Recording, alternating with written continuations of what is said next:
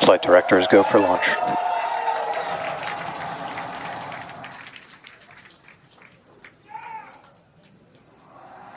Best words you could possibly hear 20 seconds away from liftoff.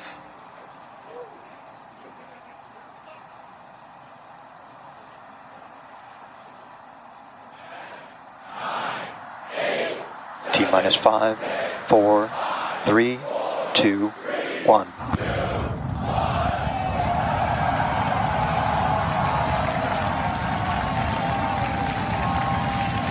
We have liftoff. Vehicles pitching downrange.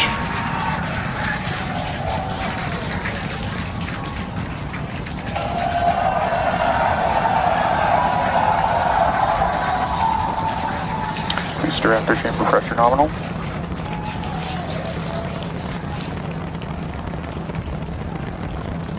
"30 seconds into the flight, the rumble's just starting to reach us here at launch control.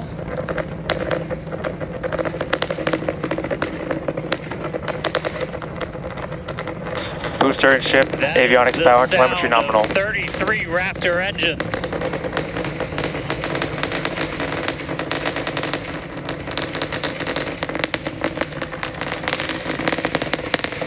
Max Q.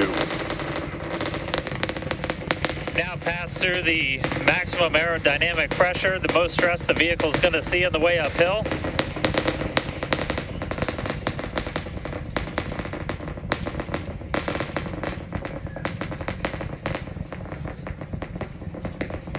All right, our next major milestone coming up, it's going to be hot staging. We're going to see the engines ignite on ship to push it away from the booster.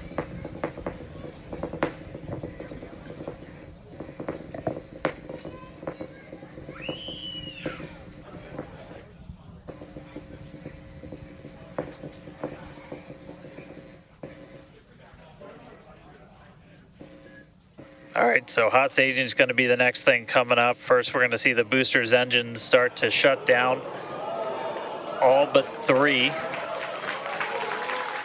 We're going to do what's called most engines cut off instead of main engine cut off, because 3 are going to keep going, and then we're going to see the engines on ship ignite.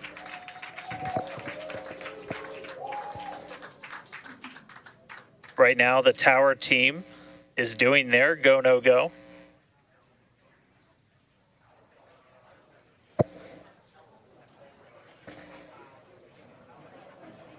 And we might hear some really good words soon, too. All right.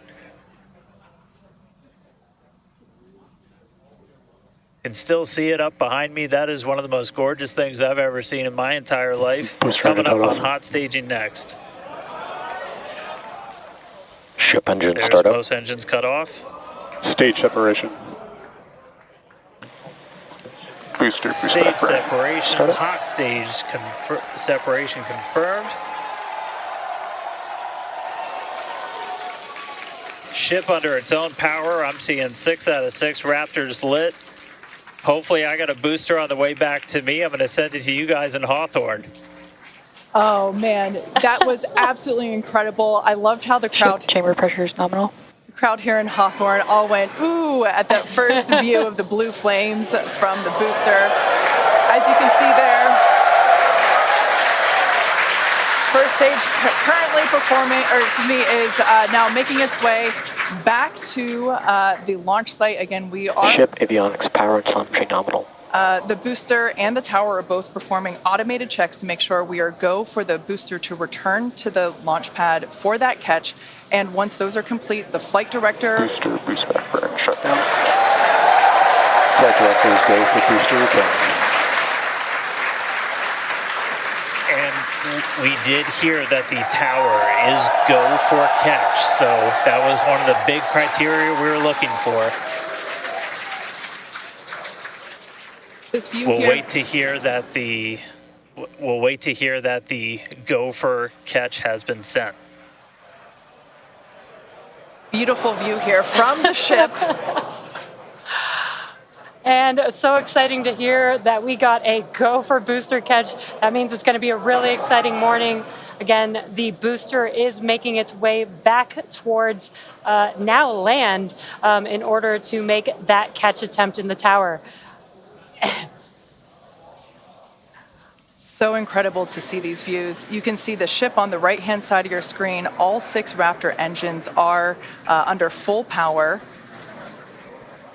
Once again, the booster is making its way back to the launch site. We are going to try and catch it using the chopsticks on the launch tower, the exact same tower that it just launched from just, 5 minutes ago. Yeah, and the booster... Starship on nominal guys, trajectory. I can confirm the command was sent for the booster to come back. That is incredible. So I'm looking news. up right now. It's pretty much right overhead of us, and we can see it starting to come down. I can't wait for us to hear the sonic boom through Dan's mic. Right. That is going to be incredible. It was so cool to hear the liftoff. And so once again, a successful on-time liftoff of Starship Flight 5. The ship has separated from the booster. The booster is there on your screen. It is making its way back to the launch site. We are going to attempt the catch using the chopsticks. We did hear the confirmation that the command was sent to the tower. We are go for catch. And in order to... And guys, we should just be about 30 seconds away from our landing burn. It's going to happen in 3 phases. We're going to land 13 engines, burn off all of that velocity. Oh, we can see it coming down through the plume. Booster coming in hot for booster catch. We're going to ignite 13 of those Raptor engines, and this view is incredible right now. You can see how fast this vehicle is moving on the left-hand screen. Landing burn has 13 been engines. ignited. We're now down to 3 Raptor engines. We can see those chopsticks now in view.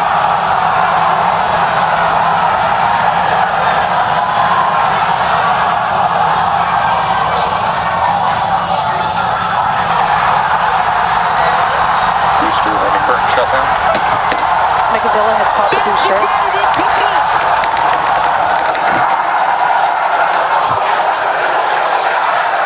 This is absolutely insane. On the first ever attempt, we have successfully caught the Super Heavy booster back at the launch tower. What an incredible view! Are you kidding me?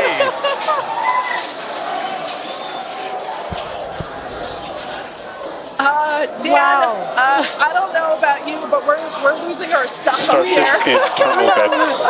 Guys, I'm sorry. Like, even at this day and age, what we just saw, that looked like magic. Wow. Dan, your view must have been insane. We are still going wild over here over this. Folks, this is a day for the engineering history books. This is a live view of the Super Heavy booster as it has just been successfully caught back at the very same launch tower that it just came from. Dan, I love this. You are reflecting exactly what everybody else here in Hawthorne, except maybe a little bit more because you got to see it with your own eyes. How was that? We got it. I mean, I can't even describe that. Oh, by the way, main engine cut off, ship's in orbit, but I am like shaking right now. That was... Yeah, this is not, Yeah, I mean, let's check in on ship. it's hard to believe that. Starship nominal orbit insertion. All right, exciting news there. It's hard to believe that, booster isn't the only excitement that we have today. Just confirmation there. A gorgeous view of planet Earth behind the ship. Saved. And it is now in the orbit that we expected it to. This is just an incredible day. Live views there as the booster vents some pressures there. That is a live view from the top of the tower looking at the chopsticks. I am still in disbelief. I'm trying to catch my tears just like the chopsticks caught the booster.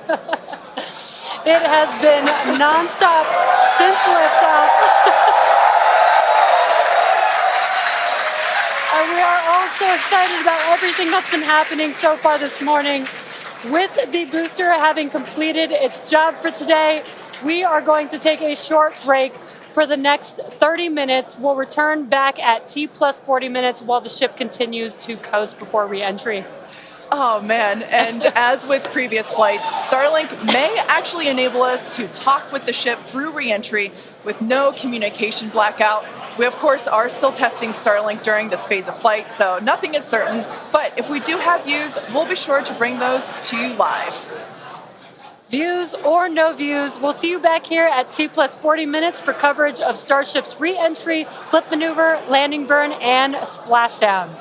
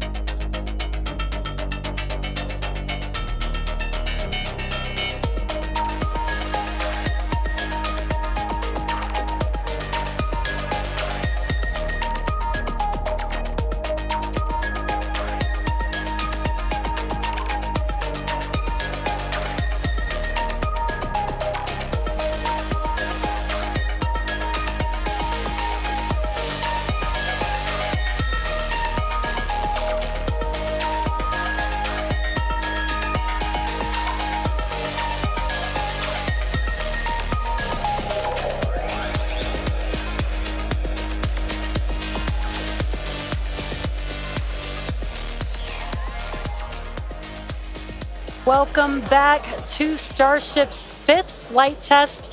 It has been an exciting day so far. Even the crowd here is still so excited. We lifted off from Starbase at 7:25 a.m. Central Time. The Super Heavy booster and ship had a successful separation, as well as a good boost back burn and good separation of the hot stage adapter. The Super Heavy booster then completed the landing burn with 13 Raptor engines igniting and slowing down the vehicle perfectly for Mechazilla to catch the Super Heavy booster for the first ever land recovery of the vehicle.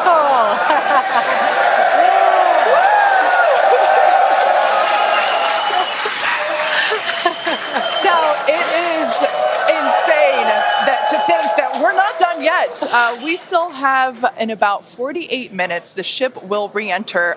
The flap, all the flaps that will today, not that could. The ship will re-enter the Earth's atmosphere. Now, as a reminder, one of the main goals of today's test flight is for the ship to make it through the extreme heat of re-entry and to do so in a controlled manner. We learned a lot about this phase during Flight 4 and, as a result, completely reworked the heat shield, but more on all that in just a minute. Now, re-entry is typically a portion of flight where we don't have communications with the spacecraft because re-entering, it'll be re-entering at about 8 kilometers per second, or about 5 miles per second of roughly orbital velocity. Now, those speeds, the spacecraft moving through the atmosphere results in friction and creates a plasma field around the vehicle. We saw this in action on Flight 4 thanks to Starlink, and wow, it was breathtaking. The blanket of plasma ends up distorting communication frequencies, so it's not uncommon to experience brief blackouts in communication, but hopefully that's not the case today. And Kate, that's where Starlink has just kind of been just the unsung hero and the MVP of this test campaign. I mean, it's able to give us data, not just awesome video, but also data in real time as we're going through reentry. I mean, this is something that throughout the history of spaceflight just hasn't been possible. And this is an environment that is so unforgiving, so hard to model, so hard to understand. And for the first time ever, we're able to literally watch as it unfolds in real time, get that data in real time. And we're able to do that with Starlink. And it's great for us because we get to see something. We get to see the greatest light show on the planet or off the planet. But what it means for this program, we're able to learn tremendous amounts about our heat shield, our angle of attack, everything that we're doing as we're coming in through the atmosphere at hypersonic speeds. And it's, you can't just thank it enough. And also special shout out, you're going to see some additional flap camera views. We've got a really amazing team of avionics, cameras, electronics, software people who made all that possible. And so hopefully they're going to give us an even better show on the way in today as we're coming in at about 5 times the speed of sound. Yeah, those flaps, Dan, that you see there, that's what's helping. Starship is in a good attitude for entry, approaching the entry interface. Some good call-outs there, preparing for re-entry for Starship. And again, that's what Jan was mentioning, those flaps on the vehicle. And if you've been watching us for the last few minutes, you could see that the flaps were rotating around and helping orient the vehicle as it prepares for the beginning of re-entry today. Yeah, exactly. Re-entry will be enabled by that heat shield that you see on the bottom half. That heat shield is made up of 18,000 hexagonal ceramic tiles, and they are designed to insulate the vehicle during atmospheric entry. At that point in time, temperatures can be as high as 26,000 degrees Fahrenheit or about 1,400 degrees Celsius. The design itself also permits for rapid reuse with no refurbishment between the flights. And fun fact that I think is just incredible in terms of scale, but the heat shield alone on the ship has a total mass of 10.5 tons, which is crazy because these things are really lightweight. They're made out of ceramic. We have a couple of them here. The one that I'm holding is used on flat surfaces as, let's see if we go that way, because as it's flat. The one that Jesse has is kind of more what you see there on the side. Yeah, exactly. And having these different shapes, the flat version and the curved version, allow us to cover a lot more of the surface area of the vehicle. Again, we need to protect every portion of it. So even those curved surfaces, and especially the hinge area, if you watch Flight 4, is really what we want to make sure that we protect. And yeah, Kate, these are very, super very lightweight. But when you put 18,000 of them together, they add up to 10.5 tons, which is incredible. Now, we did mention earlier that the heat shield has been completely reworked. Starship has entered the atmosphere, remains on a nominal entry trajectory. We can start to see that plasma now starting to build up on the side. It's not quite full plasma yet, but we are starting to see that color indicate that the heat is building up on the heat shield.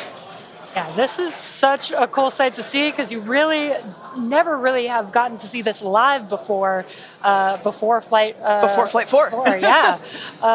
And as Kate mentioned, it's getting a little more red, as you can see there on your screen. That means that heat is building up. But that's exactly what these heat shield tiles are there for, is to protect against this plasma and this really, really extreme heat that the vehicle is going to see for about the next 10 more minutes or so.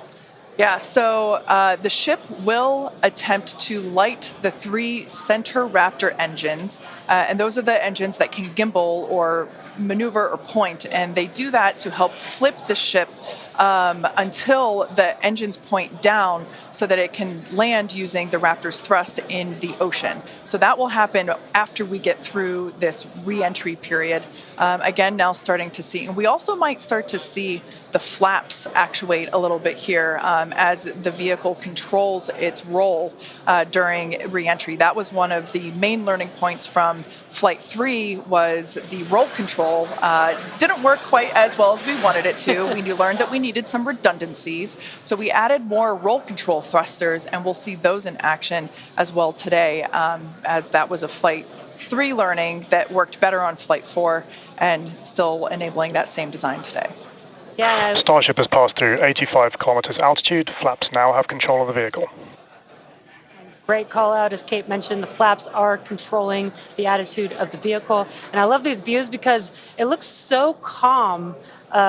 Everything is relative, right? So relative to this camera on the ship, it looks so calm and smooth, but the vehicle is traveling extremely fast. You can see the speed on the bottom right-hand corner of your screen. Starship is designed to land on Mars where there are no runways or other humans to help out. So we also want rapid reusability. So we're doing propulsive landing instead of a more traditional means like parachutes. And so we will use the engines on this vehicle to help slow the vehicle down for a vertical landing. Yeah.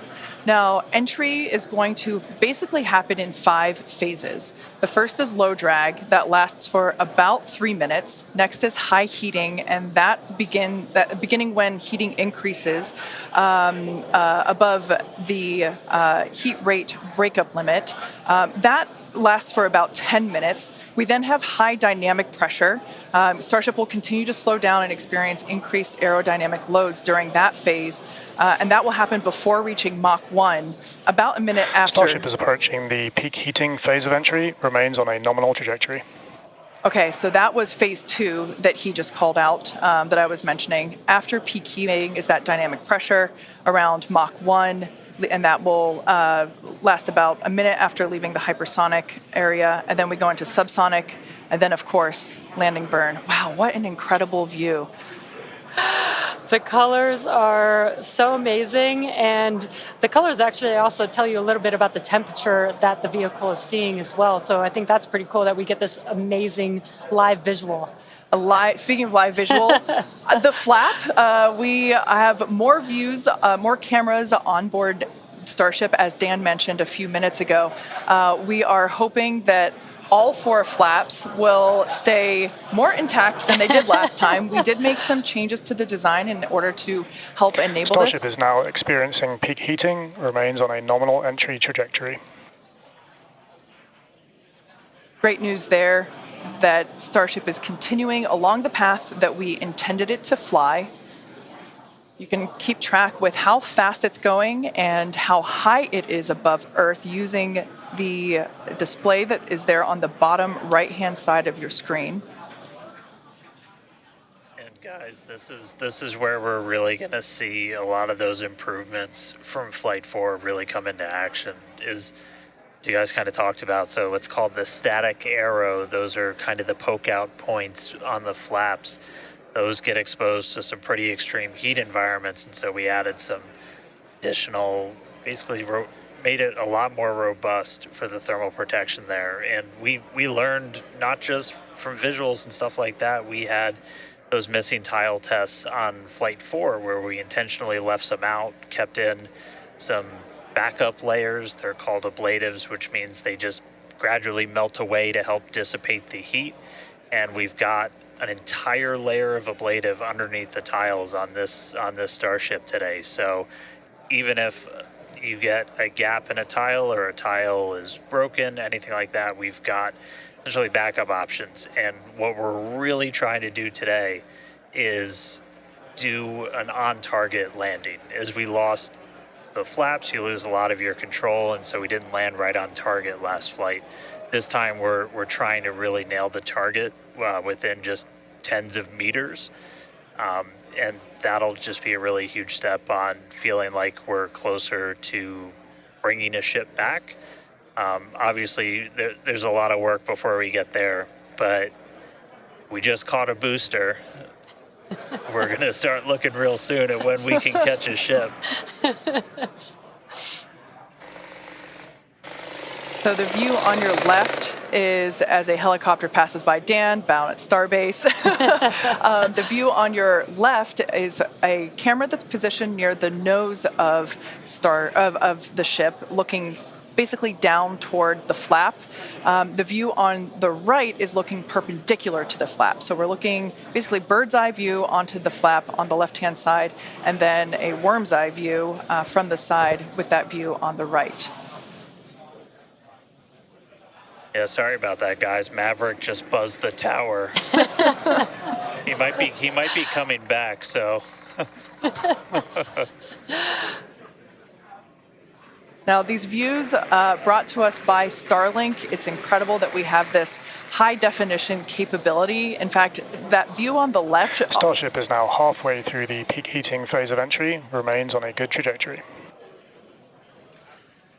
So great news there, hearing that we're about halfway through the peak heating phase. Like I said earlier, this lasts roughly 10-ish minutes.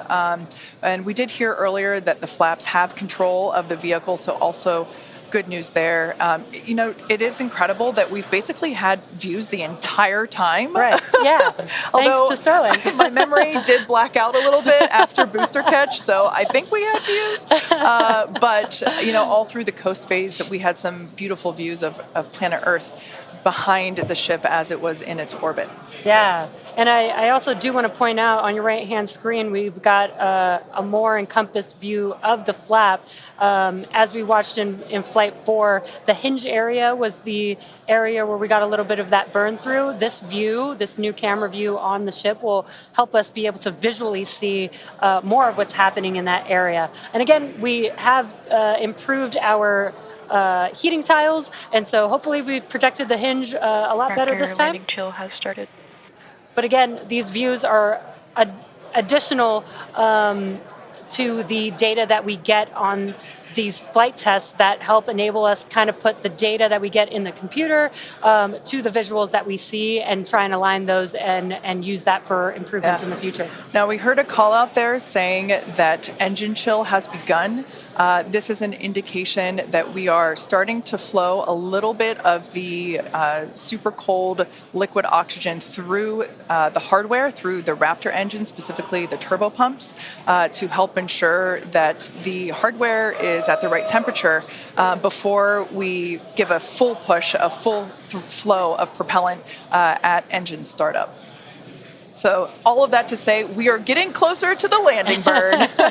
We definitely are. And again, if you look at the bottom right hand of your screen, you can see the altitude that the ship is, and it has been slowly making its way closer and closer to Earth. We're currently at about 63 kilometers from planet Earth, and you'll see that number trend lower and lower as we get closer and continue through this re-entry. Yeah, this is going to go on for a little, actually a while longer. We have about 10 minutes or so, roughly, before we execute the landing, the ignition for the landing burn, starting with the landing flip.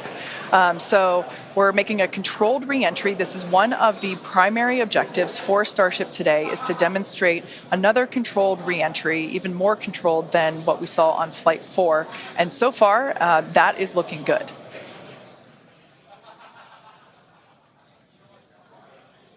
And then as we start to really get lower, we're going to start seeing the atmosphere's effects start to take place, and that's when we'll be dropping our speed down closer to the speed of sound. You'll see the flaps start to maneuver. We were able to do a landing burn on Flight 4, which kind of caught all of us off guard. It was pretty incredible after seeing the flaps survive through. And we're going to try and do another one on this flight today. We tweaked it a little bit, so we're going to try and splash down at a little bit of a gentler angle this time, instead of just kind of hit the water and fall over. And the goal with that is try and keep the ship intact, and then if we're able to then get some additional video of it, again, that's just more data. And everything we can see, everything we can get extra, like a couple extra seconds or minutes of data coming from the ship after Starship has splashdown. passed through the peak heating phase of flight, approaching maximum entry dynamic pressure. All right, we're through peak heating. Coming up is basically max Q part 2, where we're going to hit kind of that part of the curve where we're still moving really fast and the atmosphere is just dense enough that we're feeling the most pressure, but hopefully we're going to start feeling a little bit less heat now.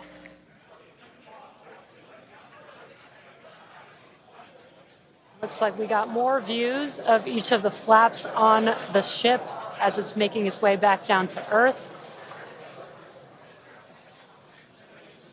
And we did pass through peak heating and still got really good views throughout that whole period. Typically during the highest heat on the vehicle, we tend to build up a lot of plasma, and that's typically when we would lose connection or views of the vehicle. But again, with Starlink, we were able to get some live views throughout that entire process there. And we're coming up, we'll start hearing a couple more milestones in about 4 minutes or so, when we start getting down to like the transonic, the subsonic, when we're starting to move closer to and beneath the speed of sound.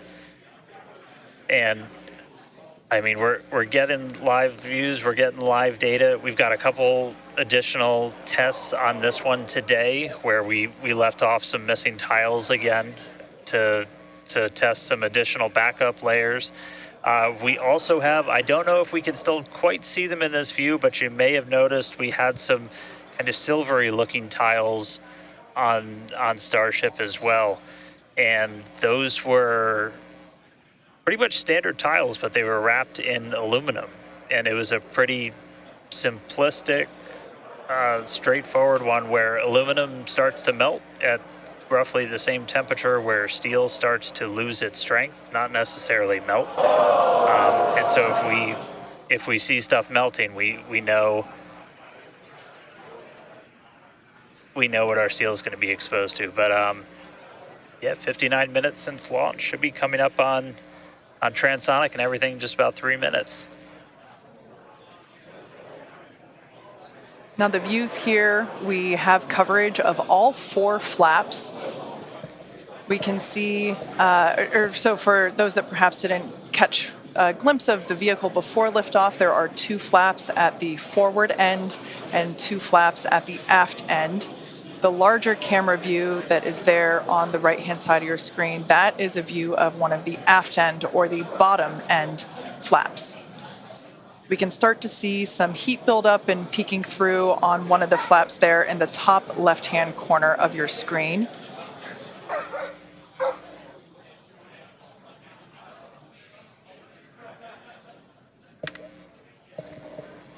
Once again, Starship now at T+1 hour and 9 seconds into its flight today, re-entering the Earth's atmosphere. Currently about 45 kilometers above the surface of the Earth, now 44. We are targeting a soft splashdown in the Indian Ocean, about, northwest-ish of Australia. And we are attempting to, as we did on Flight 4, perform a flip maneuver as well as Starship is at maximum entry dynamic pressure, remains on a good trajectory. All right, so that is great news there. Like Dan said earlier, this is basically max Q part 2. So this is the greatest amount of aerodynamic loads that the vehicle will experience during its flight. It's coming back through the Earth's atmosphere. It was above the Earth's atmosphere in space where there was no friction. We can obviously see heat as evidence of that friction buildup. The atmosphere is actually helping to slow the vehicle down. If you're watching the telemetry in the bottom right-hand corner of your screen, you can see that speed decelerating rapidly.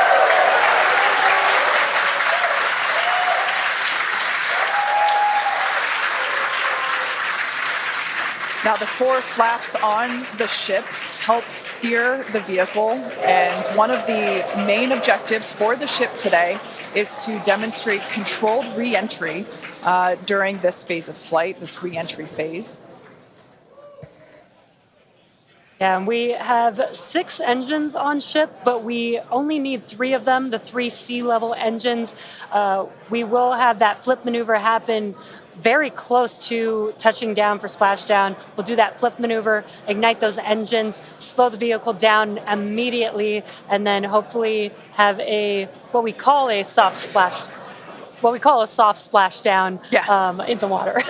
It's probably going to feel a little bit harder on the top of the surface of the water, but it'll look pretty gentle. Yeah, and like we said earlier, we hope to have some more views, even of that phase of the flight. So fingers crossed that we can we can bring those to you.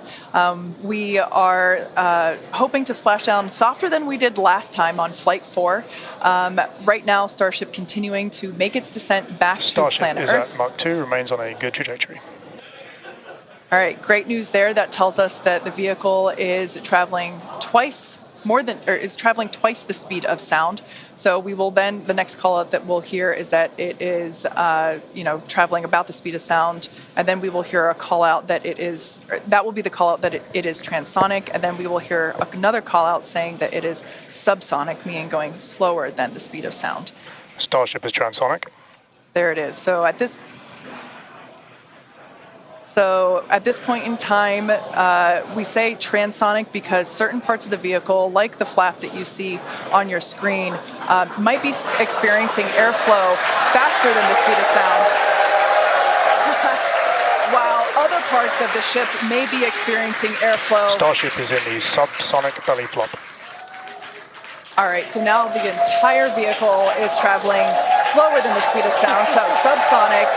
The crowd here at Mission Control Hawthorne also getting excited, just like us. We're awaiting a water landing. We are going to reignite the 3 engines to perform that flip maneuver, and we're basically about a minute and a half, away from the landing flip.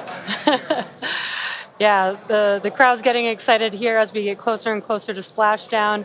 Again, just about a minute away from the expected splashdown, so we should see a lot happening coming up here shortly. We're currently having a view of one of the flaps, and it is a little bit dark on your screen, but hopefully we'll get some good views of the ship as it makes that flip maneuver and touchdown for splashdown. Yeah, yeah, guys, we saw that speed drop like a rock. So we're doing a belly flip right now, or a belly flop right now. That's what's kind of, if you saw the high altitude campaign, that's the unique thing about how Starship comes back. So we've bled off pretty much all of the speed we're going to. We're essentially at terminal velocity. Starship is at 5 kilometers altitude, remains on target. 5 to go, coming up soon, landing burn.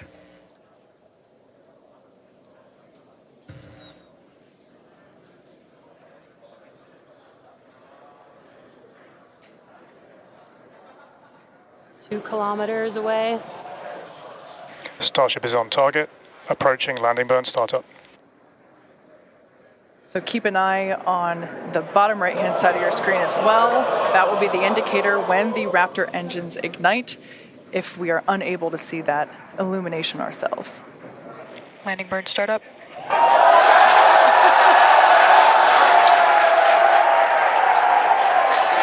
a cool view of the reflection of that landing burn. You can see the water just behind the ship.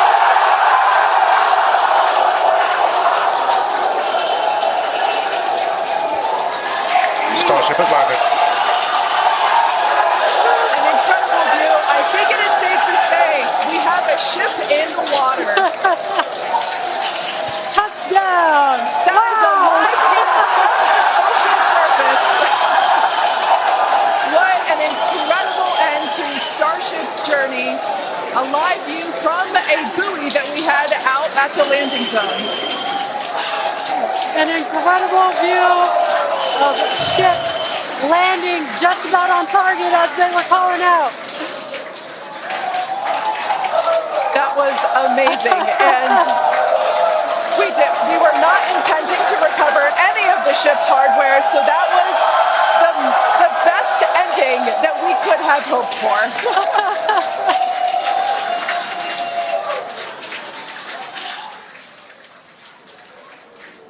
Man, I don't think we're going to be able to get a ton of extra video of the heat shield, but we hit the target. We hit the target. Yeah. I mean, we hit the target because we had these buoys placed in a pretty specific spot, so wow.